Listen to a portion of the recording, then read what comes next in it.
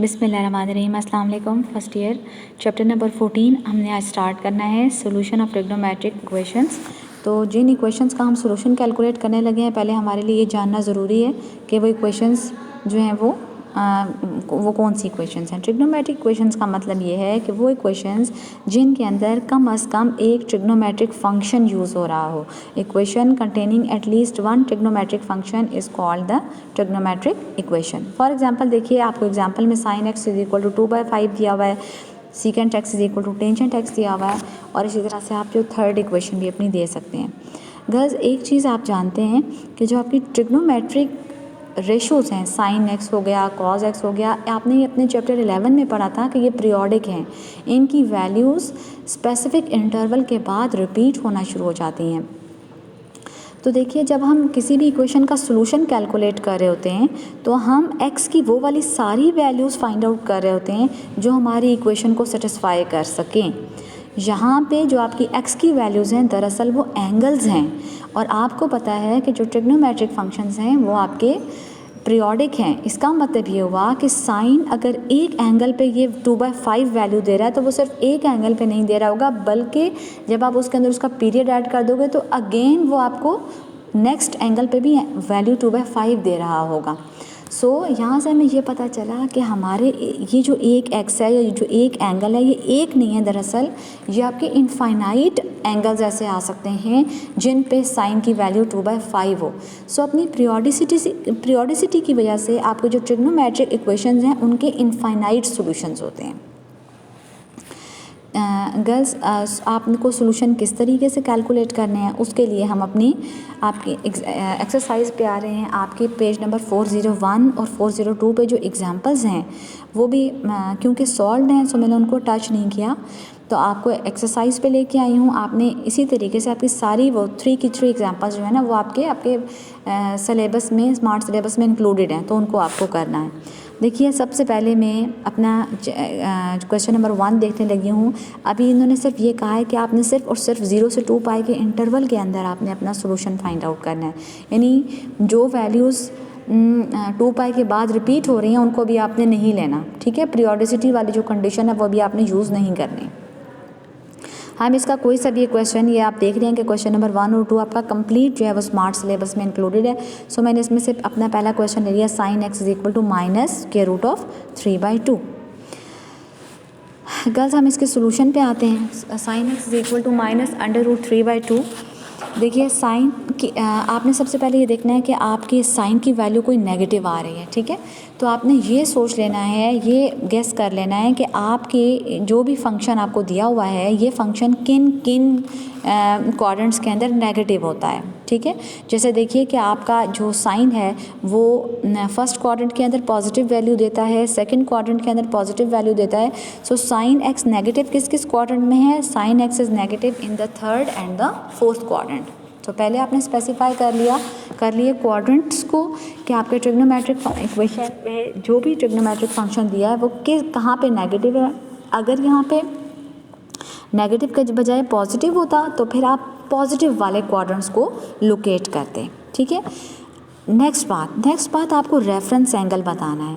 Reference angle girls calculate करने का method ये है कि आपका चाहे तो आपकी ट्रिग्नोमेट्रिक इक्वेशन में sin x -√3/2 दिया गया है कि नहीं, कोई नेगेटिव वैल्यू दी गई है, चाहे कोई पॉजिटिव वैल्यू दी गई है, आपने हमेशा उसका मॉड ले लेना है। मॉड का मतलब क्या है? मॉड की क्या क्वालिटी है कि ये नेगेटिव नंबर को भी पॉजिटिव कर देता है, यानी आपने उसको हमेशा पॉजिटिव कंसिडर कर लेना है। sin x is equal to +√3/2। ये हम किसके लिए काम करने लगे हैं? ये हम रेफरेंस एंगल कैलकुलेट करने के लिए काम करने लगे हैं। अब गर्ल्स, आपने वो वाला एंगल सोचना है जैसे अब आपको पता है कि साइन की वैल्यू √3/2 कहाँ पे आती है? वो π/3 के ऊपर आती है। तो आपका जो रेफरेंस एंगल है वो π/3 हो गया, ठीक है। अब गर्ल्स, आपने अपने रेफरेंस एंगल को किन किन क्वाड्रेंट्स में लोकेट करना है? थर्ड और फोर्थ क्वाड्रेंट के अंदर।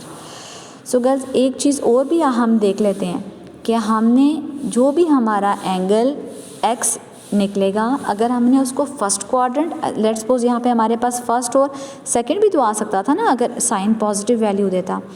तो अगर तो आपका आपका जो वैल्यूज़ हैं वो पॉजिटिव हैं और वो साइन ही है और वो फर्स्ट क्वाड्रेंट में आ रहा है, तो आपने अपने एंगल को एज इट इज़ लिख देना है।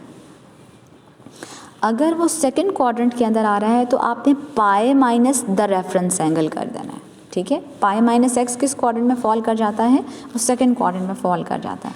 अगर वो थर्ड क्वाड्रेंट में है तो आपने पाई प्लस द रेफरेंस एंगल कर लेना है।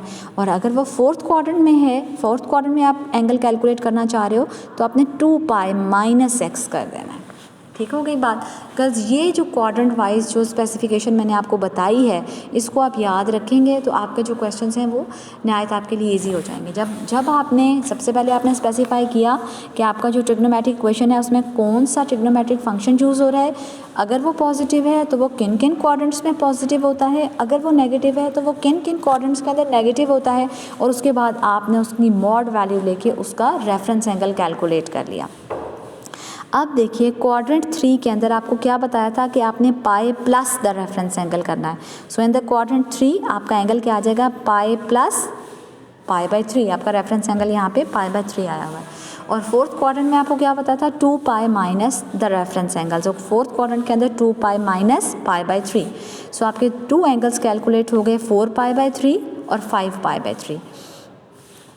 और गर्ल्स, आपका सोल्यूशन सेट, इस सोल्यूशन सेट के अंदर जो भी आपकी एक्स की वैल्यू निकली है, रेफरेंस एंगल को नहीं लिखना, वो तो आपने दरअसल अपने क्वाड्रेंट्स के अंदर एंगल्स को फाइंड आउट करने के लिए उसकी हेल्प के लिए आपने रेफरेंस एंगल कैलकुलेट किया था, उसको नहीं लिखना, बल्कि उसके अलावा जितने भी एंगल्स आपके निकलते आएंगे आपने उसको सोल्यूशन सेट के अंदर लिख लेना है। एक क्वेश्चन गर्ल्स हम और करके देखते हैं तो आपको ज़्यादा क्लियर हो जाएगा। हम इसका थर्ड पार्ट करने लगे हैं, secant x is equal to -2। Again हम इसके सोल्यूशन की तरफ चलते हैं। गर्ल्स, सीकेंट को, कोसीकेंट को या कॉट को टैकल करना साइन, कॉज या टेंजेंट के मुकाबले में मुश्किल है। तो आप क्या किया करें कि जहाँ पे भी सीकेंट आएगा आप उसको कॉज में कन्वर्ट कर दें, जहाँ पे कोसीकेंट आए आप उसको साइन में कन्वर्ट कर दें, जहाँ पे कॉट आए आप उसको टेंजेंट में कन्वर्ट कर दें। तो सीकेंट एक्स क्या होता है जी, 1 by cos x. 1 by cos x -2 है, आप इसको रेसिप्रोकेट करें तो कॉज एक्स जो है वो -1/2 आ गया। अगेन अब देखा हमने कि हमारा जो ट्रिग्नोमेट्रिक फंक्शन है वो नेगेटिव है। कॉज कहाँ पे नेगेटिव वैल्यू देता है, कॉज हमें सेकंड क्वाड्रेंट में और थर्ड क्वाड्रेंट में नेगेटिव वैल्यू देता है। तो हमने वो एंगल क्वाड्रेंट से स्पेसिफाई कर दिया कि cause is negative in second and third quadrant. अब जब रेफरेंस एंगल हमने देखना है तो हमने कॉज एक्स को पॉजिटिव ले लिया 1/2। वो कौन सा एंगल है जहाँ पे आपकी कॉज की वैल्यू 1/2 आ रही होती है, आप सबको पता है कि वो एंगल आपका π/3 है। सो x इज़ इक्वल टू π/3 आपका रेफरेंस एंगल आ गया। आपने अपना रेफरेंस एंगल भी लिख दिया, उसको पॉजिटिव बना के रेफरेंस एंगल लिख दिया। अब गर्ल्स, आपको रेफरेंस एंगल किस किस क्वाड्रेंट में फाइंड आउट करना है, सेकंड के अंदर और थर्ड के अंदर। सेकंड के अंदर आपने फार्मूला क्या पढ़ा हुआ है, pi minus the reference angle, और थर्ड के अंदर आपने फार्मूला पढ़ा है pi plus the reference angle. So वही 2 फार्मूलाज आपने यहाँ पे अप्लाई किए हैं, pi minus π/3 and pi plus π/3। आप जो भी आपके एंगल्स कैलकुलेट हो गए उनको आपने सेट नोटेशन में लिख दिया, ये आपका सोल्यूशन सेट आ गया।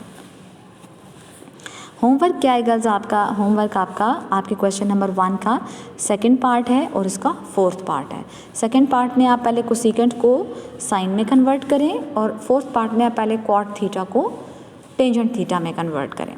अब हम इसके क्वेश्चन नंबर 2 की तरफ आते हैं। क्वेश्चन नंबर 2 और क्वेश्चन नंबर 1 में कोई खास डिफरेंस नहीं है, आपको स्क्वायर्स नज़र आना शुरू हो गए होंगे अब अपने क्वेश्चन नंबर 2 के अंदर। और हमें पता है कि जब भी हम किसी चीज़ का स्क्वायर हमें एलिमिनेट करना होता है तो हम उसका अंडर रूट ले लेते हैं, और अंडर रूट के अंदर हमेशा आपकी पॉजिटिव साइन भी आता है और नेगेटिव साइन भी आता है। सो क्वेश्चन नंबर 2 क्या है, दरअसल जैसे आपने क्वेश्चन नंबर 1 किया है बिल्कुल वैसे ही है, लेकिन ये हर एक क्वेश्चन जो है वो क्वेश्चन नंबर 1 की तरह के 2 क्वेश्चंस बन जाएंगे। हम इसके सॉल्यूशन की तरफ चलते हैं।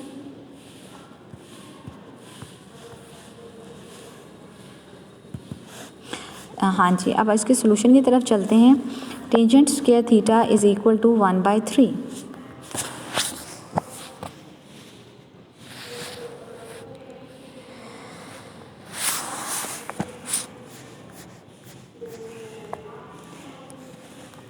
ये देखिएगा, आप सबसे पहले आपने स्क्वायर्स को एलिमिनेट करने के लिए दोनों साइड पे अंडर रूट ले लिया है, तो टेंजेंट थीटा की वैल्यू प्लस में भी आ गई और माइनस में भी आ गई 1/√3। इट मीन्स कि हमारी ये दो इक्वेशंस बन गई, एक पॉजिटिव साइन के साथ और एक नेगेटिव साइन के साथ। तो ये तो आपके दो क्वेश्चन नंबर 1 बन चुके हैं जिन्हें अब आपने आगे सॉल्व करना है। सो हम प्रोसीड करते हैं। इस क्वेश्चन को सॉल्व करने के लिए आपने टेंजेंट को पॉजिटिव ढूंढना है। तो टेंजेंट आपका पॉजिटिव कहाँ पे है? यहाँ पे ऑल पॉजिटिव है, इधर कॉज, यहाँ पे टेंजेंट और यहाँ पे साइन। सो टेंजेंट किन किन क्वाड्रेंट्स के अंदर पॉजिटिव है? फर्स्ट क्वाड्रेंट के अंदर और थर्ड क्वाड्रेंट के अंदर। तो हमने यहाँ पे लिख दिया कि tangent is positive in the first and the third quadrant, ठीक है। और इसी के पैरेलल अगर आप इसको अपने सेकंड वाले क्वेश्चन को देखें तो इसके अंदर आपने टेंजेंट को नेगेटिव देखना है, और टेंजेंट नेगेटिव किन किन क्वाड्रेंट्स में है? वो सेकंड क्वाड्रेंट में है और फोर्थ क्वाड्रेंट में है।